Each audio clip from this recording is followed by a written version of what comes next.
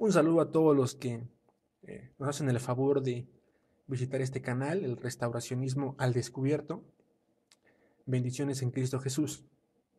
El día de hoy vamos a tratar un tema muy interesante que considero que los miembros de la Iglesia, la luz del mundo y de las demás denominaciones debieran analizar, debieran ah, de revisar y cotejar con el texto bíblico, con la doctrina cristiana.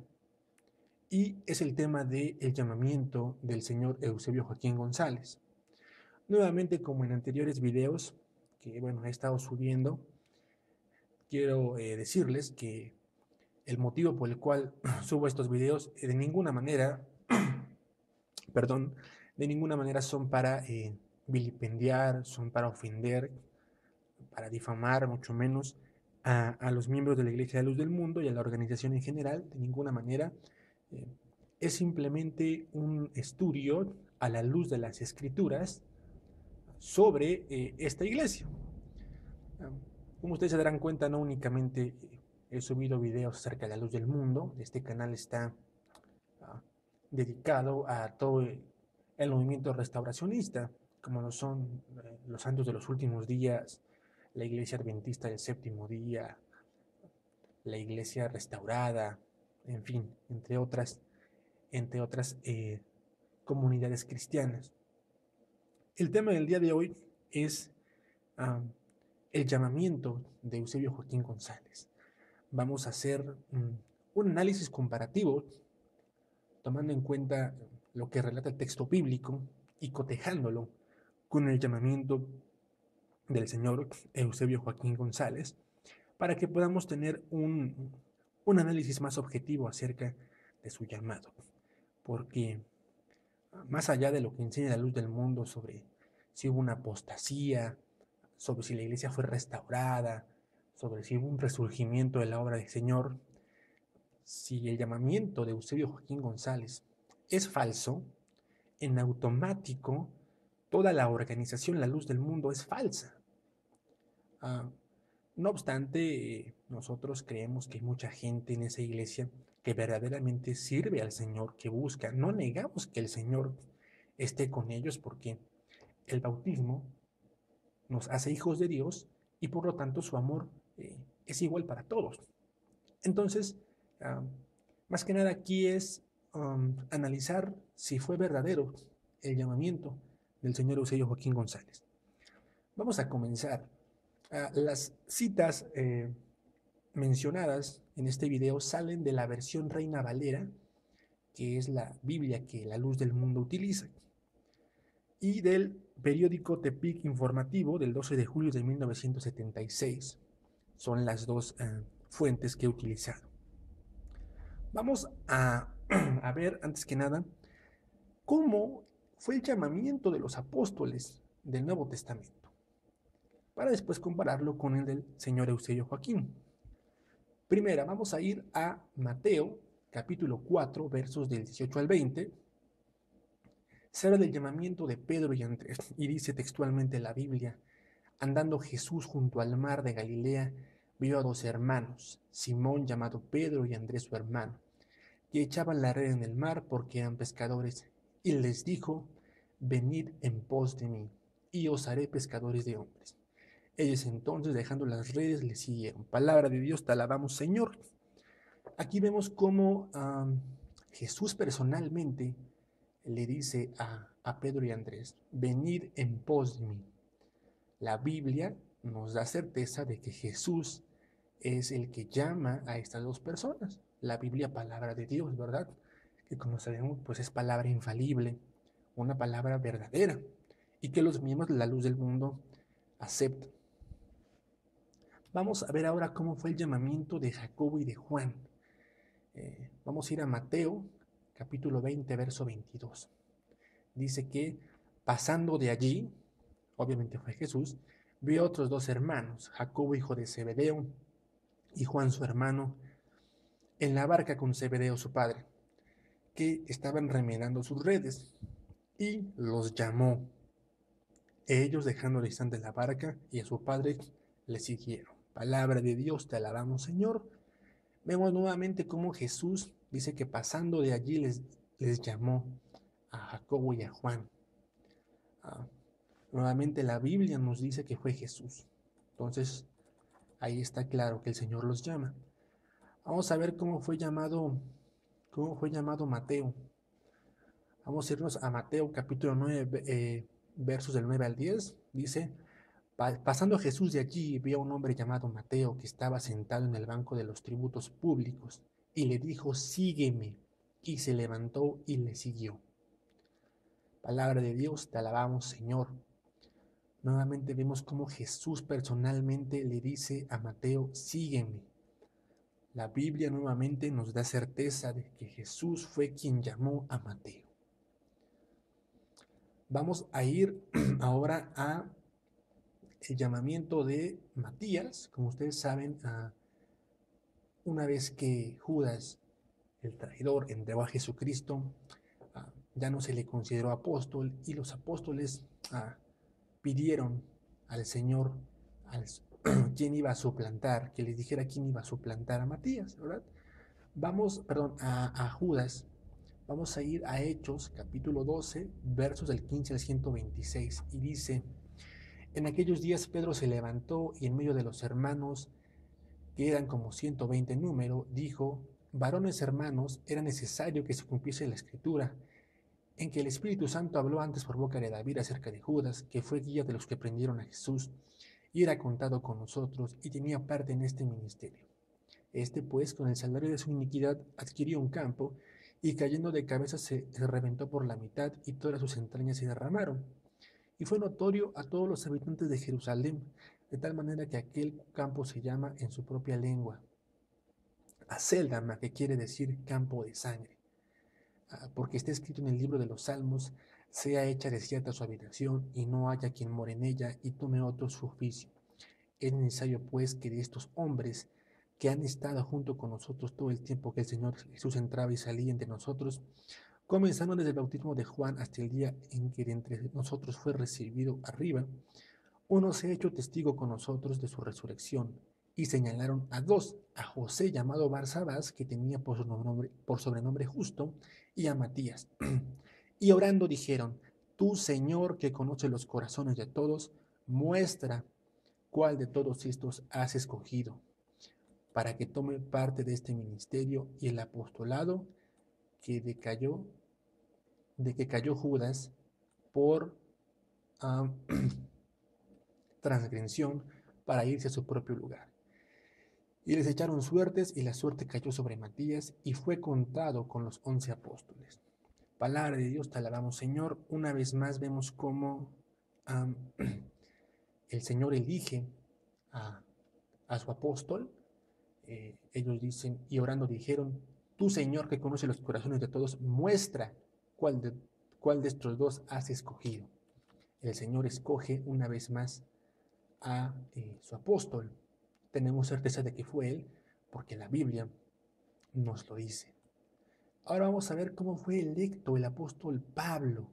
Vamos a irnos a Hechos, capítulo 9, versos del 3 al 6, y dice, cuando más yendo por el camino, aconteció que al llegar cerca de Damasco, repentinamente le rodeó un resplandor de luz del cielo, y cayendo en tierra oyó una voz que le decía, Saulo, Saulo, ¿por qué me persigues?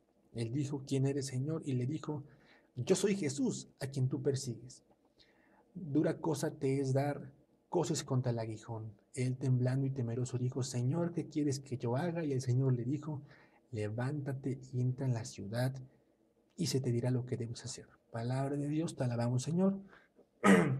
Vemos cómo Jesús aquí se identifica, dice, yo soy Jesús a quien tú persigues, y más adelante le dice, levántate y entra en la ciudad, y te dirá lo que debes hacer.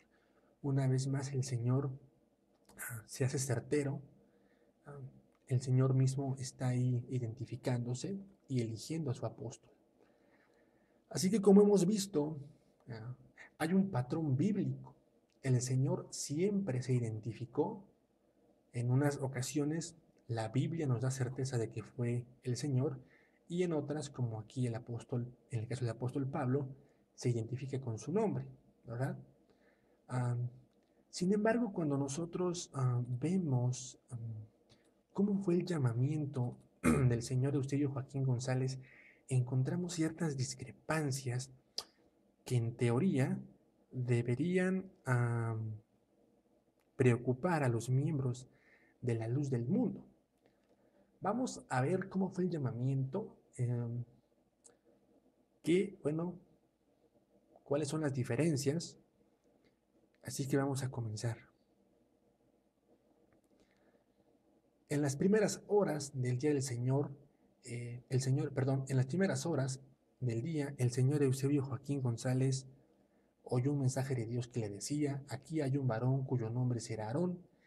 El estruendo lo hizo estremecerse e incorporándose sobresaltado despierta a su esposa, quien le dice que ella no ha escuchado nada. Dormido nuevamente le aparece la visión celestial y escucha atonadoramente: tu nombre será Aarón, y ve una mano con un índice señalándolo. Inquieto por la repetición de la visión, no alcanzaba a comprender lo que significaba y se preguntaba si ese mensaje era para él, pues su nombre no era Aarón, sino Eusebio. Con estas consideraciones volvió a quedarse dormido y de pronto la celestial imagen volvió a aparecer. Estrellas de 1000 colores se empezaron a ordenar en palabras que formaban la misma frase que había escuchado, pero ahora más precisas, más contundentes. Tu nombre será Aarón, lo haré notorio por todo el mundo y serás bendición. Nuevamente lo comunica a su esposa e invitándolo a orar, esperan la luz del nuevo día. Como podemos darnos cuenta, en todo el relato de la luz del mundo, en ninguna parte esa voz dijo ser Jesús o el Señor. En ninguna parte. Solamente se escuchan voces como: tu nombre será Aarón, aquí hay un varón cuyo nombre será Aarón, tu nombre será Aarón y lo haré notorio por todo el mundo y serás bendición. En ninguna parte vemos que sea el Señor, que sea Jesús. La voz nunca dijo ser Jesús, nunca dijo ser el Señor. No tenemos nada que nos pueda dar certeza de que se trataba del Señor. Nada. No hay nada que nos pueda, vamos a decirlo así, darnos la seguridad de quién era.